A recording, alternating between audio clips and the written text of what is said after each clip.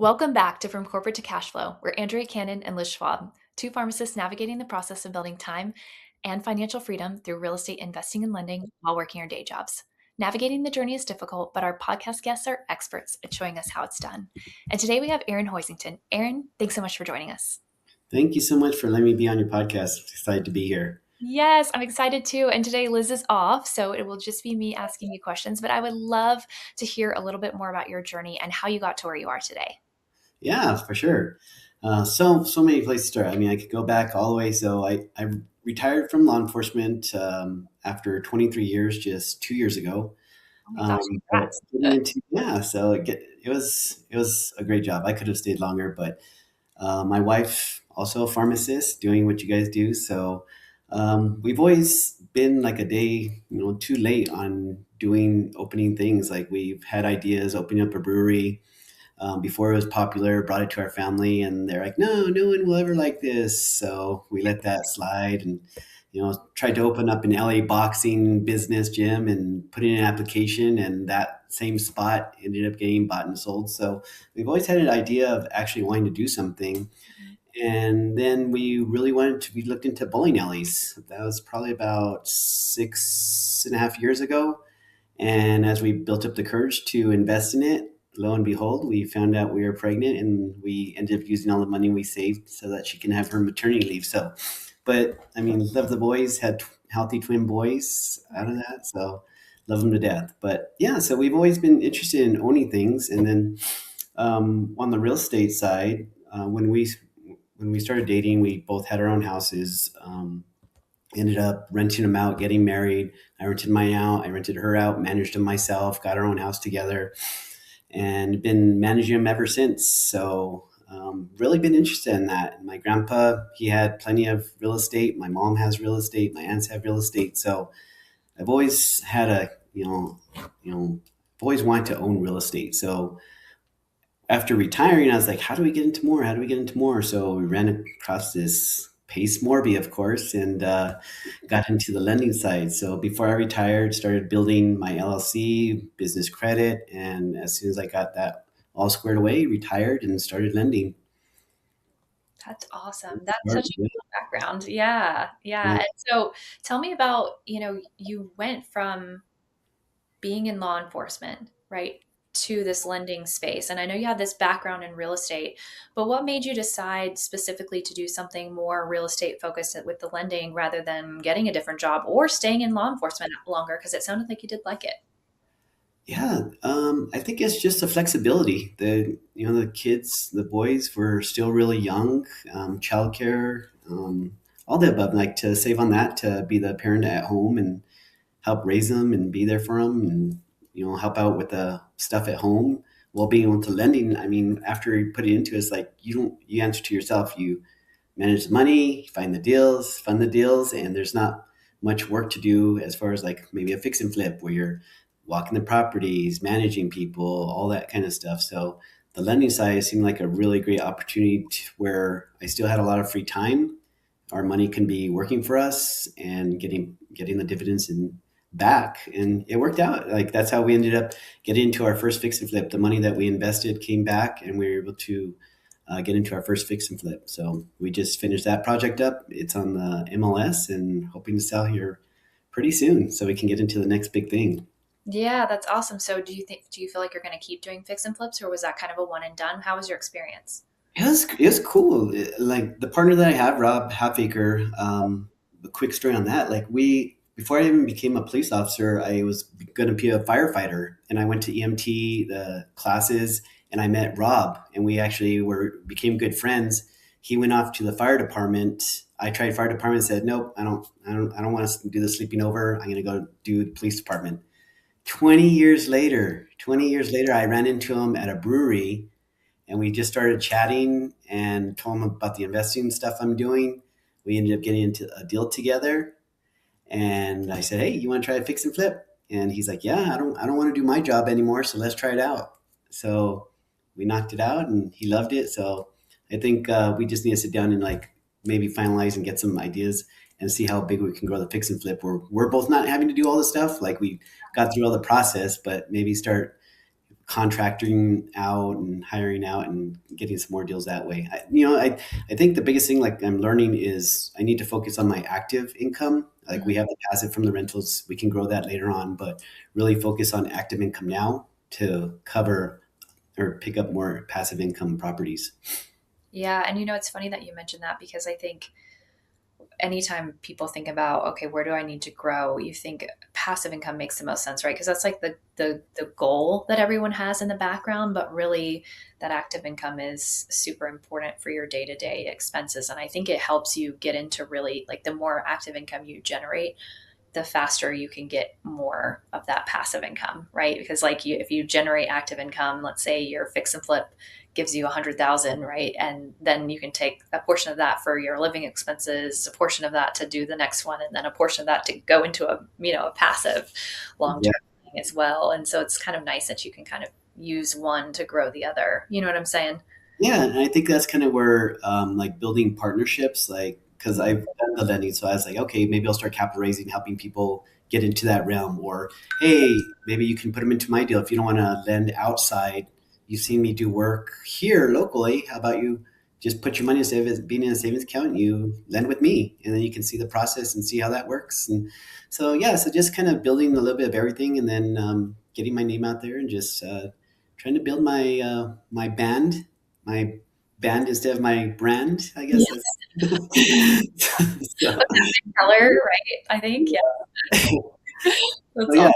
so just enjoying the process. Want to speed it up. I would love my goal is to get my wife retired so we can just do this together, spend more time with the family.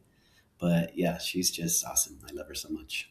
Oh, that's so fun. That's so fun. And I Yeah. like the family connection piece. You and I were both at Squat Up Summit just recently, and I know that like Casey Gregerson had his kids on stage, and like it's just nice to see like families getting involved and all of the Yeah. real estate stuff together, right? And Owen and Mary Meacham had their daughter there. Like, there's just so many people, like young kids going, them bringing their young kids and just getting them into deals and stuff. It's so cool. And that's what, and on our first fix and flip, I had my daughter and my boys bring hammers and they did the demo side, recorded them demos, just, and they loved it. They loved it. So they were sweeping floors, throwing trash away. So yeah, it was a good time. That's so awesome. And then, I also think it's kind of funny that you found someone that you knew from 20 years ago to do fix and flips with. Like that is, I was expecting you to say someone from the community. That story is really, really cool. Did he have a background in fixing and flipping? Or are you both like brand new? No, so he's never. So he actually does home audio, like for high level $1 million homes. He's been doing home audio for those kind of things, and so it's like backbreaking work. He has to climb up, do all the wiring, all the manual work, and he's just like seeing all these houses, and he's like, "How are they doing this?" So, well, they're contractors. They're building these houses. They're flipping houses. So when I proposed to him, I was like, "Let's try it out." He built two custom homes of his house himself, but he's never done an investment property. Okay. He has the experience, not as a GB98, but working alongside of like doing the plans and overseeing workers and doing managing that stuff. So he has a lot of contacts, but we ended up doing a lot of the work ourselves just to save the money to make more money in our pockets. Oh my gosh, that's crazy. Yeah, that's man, that's a really cool story though. And Yeah. have you guys had any like interest on the property that you're listed? How's that going? It's crazy. So we're out in Edgewood. So we're just east past the mountains in a more of a rural area. So Okay. we've been in learning. They do more so real estate contracts because it was a mobile home. We ended up moving it from one place to another on a Oh, real estate, got the land under a real estate contract.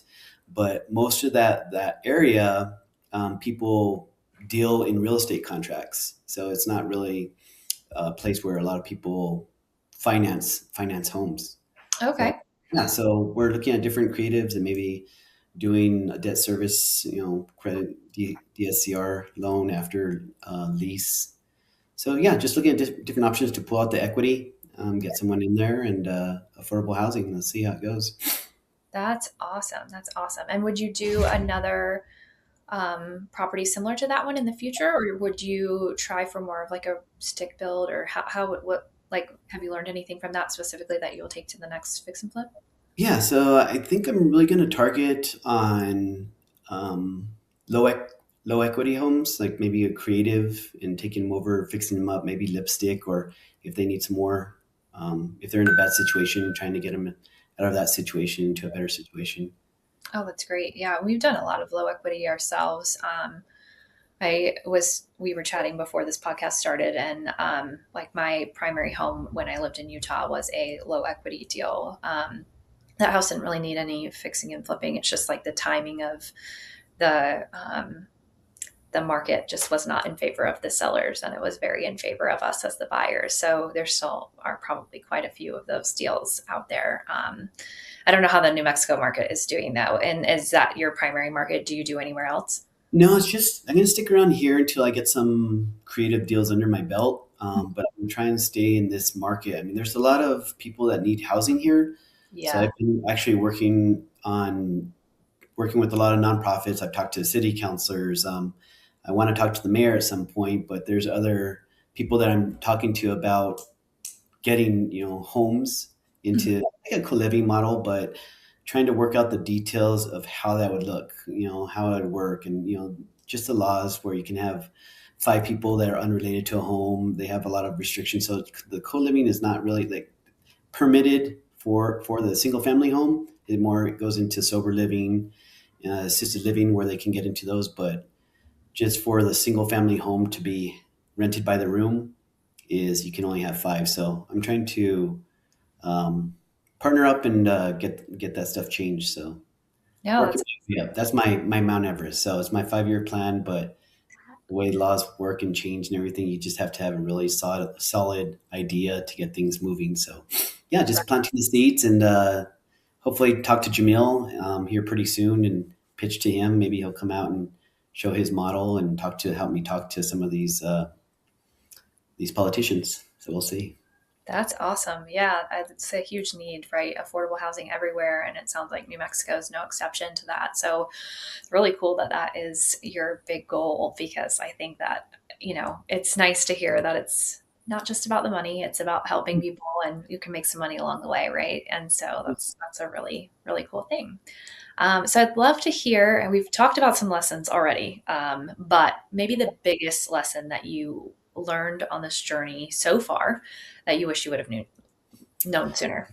Partners, having partners, like building partnerships, because there's only so much you can do and so much that you can learn in one sitting. But if you can bring in different partners that have experience and expertise in those areas to where you don't have to go learn it, and you can work on those together and still make money together. Maybe you're not reaching for that one deal, like once a year getting a big deal, but maybe multiple deals every year. So really gonna emphasize that. That's just if I could start it all over, give any kind of advice to anyone, is just to really, even if you're learning, like if you're not going to make that much money, but the experience that you're going to learn from high level people is worth so much, so much. Yeah, I like that a lot because I think, a lot of times people are worried to like have to split profit or something like that. But I think that's the right approach because if you are, really leveraging someone with a lot of experience and background and other like complementary skills that aren't the same as yours, right? Then that will really help make sure that there's actually money that's being made. Because sometimes if you try to do it all on your own, you don't even make any money, right? You make all the mistakes and, you're kind of going backwards rather than going forwards. I mean, it's good to get experience, but sometimes, those lessons are costly and rather, even if it's a smaller piece of a pie, at least there's a pie to be had. Yeah, yeah. And so, okay, I know you were, in the military, not military, in law enforcement, and then made this transition through retirement and now into real estate. And so, those lifestyles are pretty different, and probably the things that you're doing on a day-to-day basis are pretty different as well. I mean, I'm just thinking about for me, like going from a W-2 job that I have now and thinking about not being in that anymore and how much different that probably is. So, are there any habits or routines that you've developed to keep yourself focused on your goals with real estate? Calendar, really focusing on a calendar. Like there, you can get so distracted with so many things, but if you can hold yourself accountable by seeing what your daily blocks look like and holding those accountable, you can be so much more productive because, like the transition from law enforcement to the home life, but with twin boys and a daughter full time gymnastics, I'm more busy now than I actually was in law enforcement. Like the going to school, picking them up, coming home, jumping on the computer, trying to find deals, and then all the stuff that has to be done at house, go pick them back up, take them to practices, and making dinners and everything else that goes along with it. The days go so much quicker when you're in a W-2. You can get kind of pace yourself. It's like, okay, a call comes out and you have to head to it, or if no calls are coming in, you get to hang out and relax. So yeah, so it's just holding myself accountable to a schedule and just planning things, because you could go without a week if you're not planning things, making yourself better, getting more training, networking, whatever it is to grow your business. You have to be proactive and have a schedule to show that you're doing things, keep yourself accountable. Yeah, I feel like it's almost like a shift from being reactive in a W-2 world or in your law enforcement world to being like proactive, right? From that standpoint. Because, there's a lot of things for me with my job. Like if I just like sat back, I would still get paid. I might get a bad review, but I would still probably get paid. And versus like, being in real estate, if I'm not taking any action, like the deals don't necessarily just come to me and then I just like they magically get done, right? Like I had to go out there Yeah, and some people may be that lucky where they're just like getting too much deal flow and they're just like, I can't handle all this deal flow. What do I like do with that? Yeah, but but yeah, they probably put in a lot of work to make that happen beforehand, right? Like nobody yeah. just wakes up one day and has all the deals coming to them without maybe doing a bunch of deals to begin with to where people then bring them to you or, something like that, right? That's how it works. That's how all the people that I've talked to. That's the experience. Like they just had to work so hard. Kyle Cargis, 18 years, like doing real estate and everything, and he's just taking off. Like these last 2 years, has just grown incredibly, like into the co living side, but just deals that he can't even take anymore. Like he's just like take them. Like there's just too many. So it's just really cool to hear those and go, man, I can get to that point. Like there's so many stories like that when you go to Squad Up and just start talking to people and jumping on these podcasts and just hearing all the cool stories that they're doing. It's like, man, I can do it. Like there's just so much opportunity out there for everyone. Like it's so crazy that there's so much opportunity. Yeah, and I think, and you kind of touched on this a little bit, but with the story you mentioned about Kyle, I think one of the things that keeps people from succeeding in real estate or really anything is that they put in this time, right? They put in a couple of years where they're doing deals, but things aren't like flowing yet. And then they get a little bit frustrated, right? Or they have a setback, their fix and flip doesn't sell, their private money loan doesn't pay them back, or something is like a little bit of a hiccup. And then instead of kind of pushing through that, they take a pause and then they lose that momentum. And either they start back up again, but it's a lot slower. They got off the bike, they parked the bike for a little bit, and now they're getting back on and they're starting to pedal again. Or, they don't ever get back on the bike at all. And so I think like that you really touched on, like these people that are maybe farther along in their journey than the both of us are, is they had to keep going and then it almost increases exponentially at a certain point. Yeah. It's Yeah. yeah. And I mean, with being in the owners club 3 years, I'm sure, have you noticed a big change in things flowing for you and just where you looking back going, man, this thing is really happening. Like this is so cool. Yeah, Like, I mean, I think I still have a long way to go, but I definitely have noticed a pickup of things. It's funny because you were talking about, like, I think this was before we started recording about, your private money lending and how, like, you loaned out your money and then you're like, okay, like, now what, right? Like, that was like a really interesting thing that I hit last year because I started private money lending at the very beginning of 2025. And so I loaned out money and then I'm like, okay, it's gone. Now what do I do? Yeah. And making money. That's my job. I'll just yeah, make and so I thought, like, honestly, I was like, well, this is actually like really cool because first off, it's actually passive because I'm like looking around like, okay, what else am I going to do now? Like, because this is like I've loaned it out, and so that was like my favorite like realization is I am private money lending right now, and I haven't actually thought about it in the last 30 days. So that's pretty cool. That's pretty passive. Like, I really really like that. But yeah, I mean, I think that things are picking up a lot because for me, like my wholesale team is really getting more comfortable. We've started expanding into pre-foreclosures, which have like a lot bigger assignments, which is exciting, because we made just under $200,000 last year for our team, but that was 12 transactions. So if you take a look at our best performing ones, they were both cash. But we are looking to buy creative deals, which is why we haven't like given up doing the low equity deals, because we really would like to buy them ourselves. So we want to keep making sure that they're in our pipeline, because it's hard to find good deals from wholesalers in the creative space. You really have Yes. to make them yourself. So that was kind of our solution to that, as we were making them ourselves. So, but we are starting to rock and roll. We're getting a lot of new people calling for us, and that sort of stuff, which you get that from Owners Club, right? Is people like want to work with you and connect with you. So I definitely agree. I'm starting to see that the ball is rolling a lot faster than it was before, but there's a lot more that I can do going forward myself too. I got to give it to you. Be on your W-2 still and killing it like that. So I give you. Oh, thank you.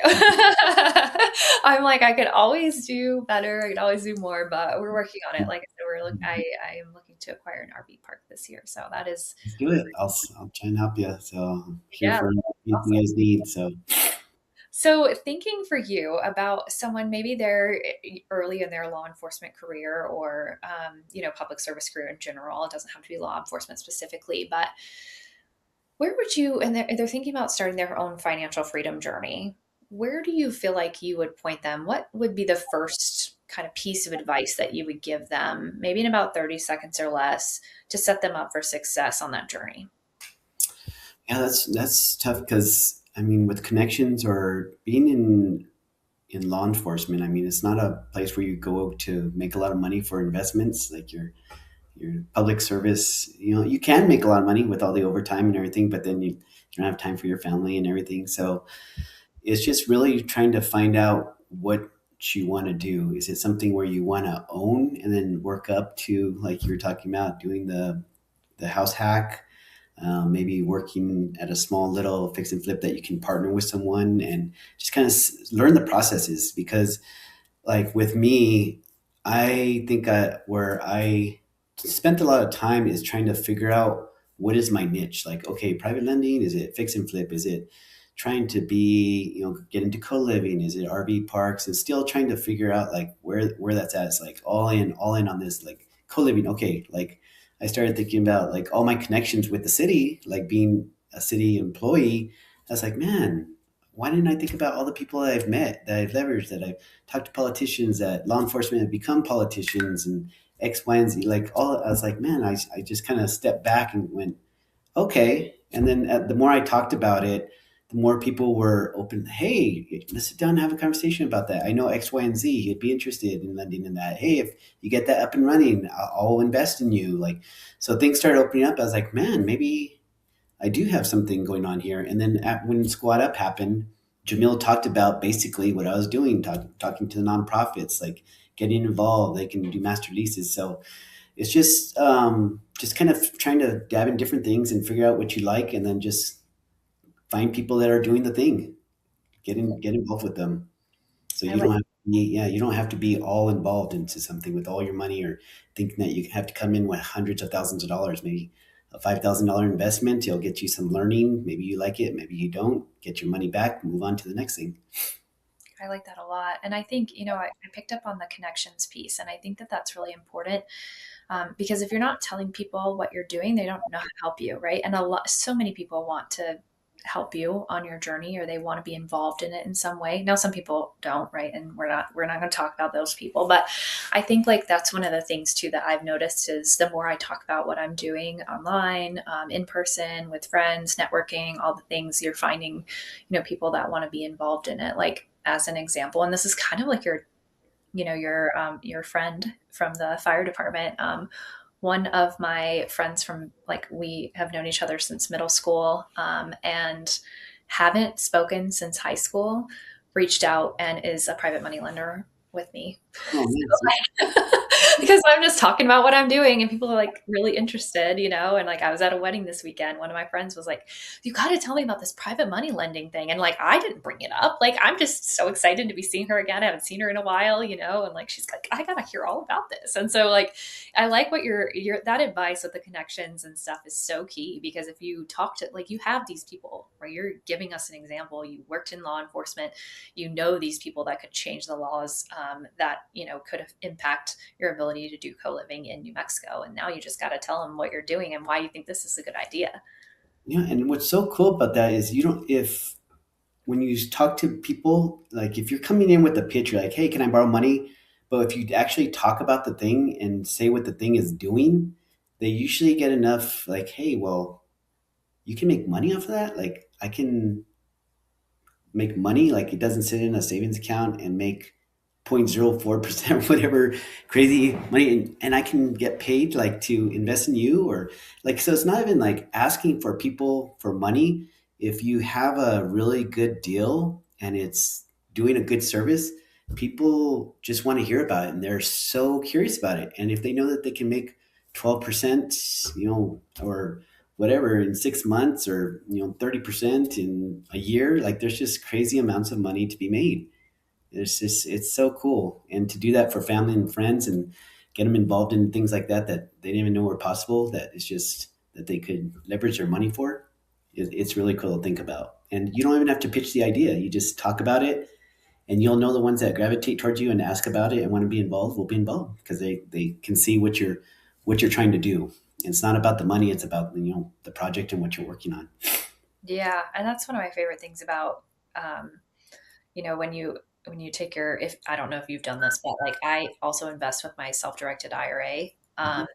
And do private money lending from that. And it's so cool because it takes things like, and I'm not anti stock market by any means. I have stocks, I have a 401k that is invested in the stock market also. But I do think it's really cool, the concept of taking things like from Wall Street to bringing it to like your hometown, like Main Street too.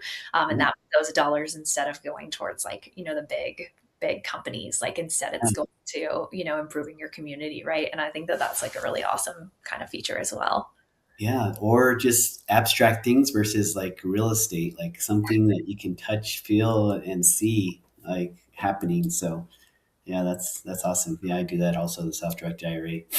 Yeah, Good. no, that's really cool. Well, we've talked a lot about, generating more money, but doing, cool things with it, right? In the background of, solving affordability crisis and things like that. But I'd love to hear, because me and Liz both have a strong interest in traveling, getting outside, exploring the outdoors, and having fun along this process, and not like waiting until someday to do those things. So with that in mind, wondering if you have any upcoming bucket list travel that you're looking forward to. Not so much bucket list. We get to travel for my daughter's gymnastics, so we're going to be heading up to Oklahoma if she makes regionals. She has state. She's doing. I'm so proud of her. She's doing so good. So excited for her to kill it in state, and then we'll be heading up to Oklahoma for regionals. So yeah, Awesome. excited. That's Yeah, really awesome. It's so cool to be able to see your kids like try really hard at something and do really well and succeed and all that. It's such good life lessons for them. So that's really awesome. You're able to support her doing that. yeah, and usually like summer, we'll try and 4th of July we'll go to an RV up in Colorado. So we'll go to an RV park up there. So and the October we go to Balloon Fiesta, the national or the Balloon Fiesta here in Albuquerque.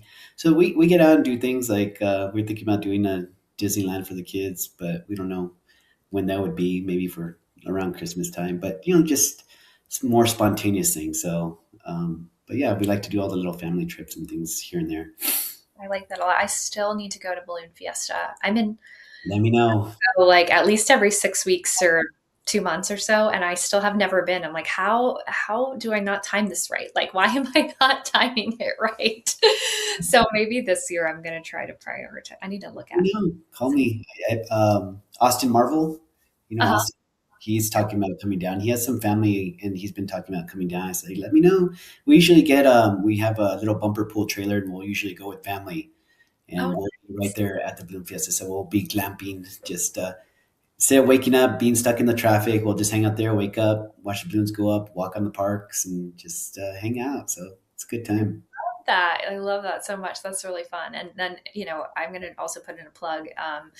When you go to Colorado, I don't know if you're looking in Colorado for an RV park, but if you go to Colorado and you see anything and you happen to talk to the owner and they're interested in selling, you can of course send them my I very I'm interested. like, and when I'm learning, like after, because I can talk to people, like I can build relationships. Like I don't know if it just came from the law enforcement side and just like talking to people in general, solving problems, doing all the de-escalation, but I just love solving the problems, like figuring out because you have to think outside the box, right?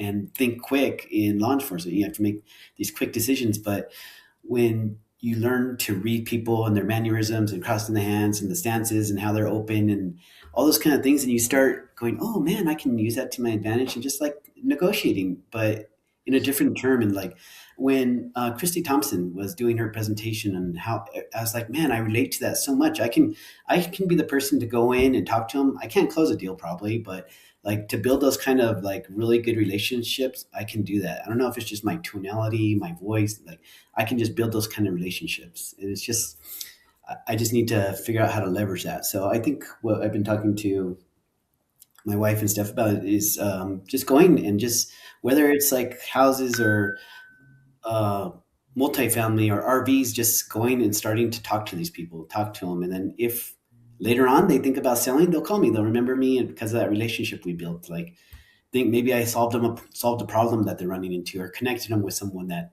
needed that help. Like just leveraging all that stuff that I have. So yeah, I'm excited to see where this journey takes me, and maybe I'll run into a mobile home or a RV park. Yes. Oh my gosh, that's awesome. Very cool.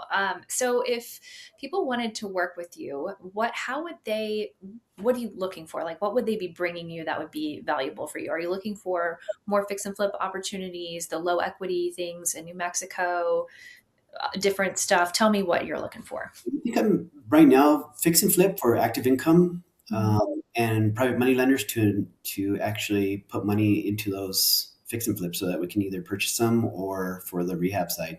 That That's awesome. And then, so how would people get in touch with you? What's the best way?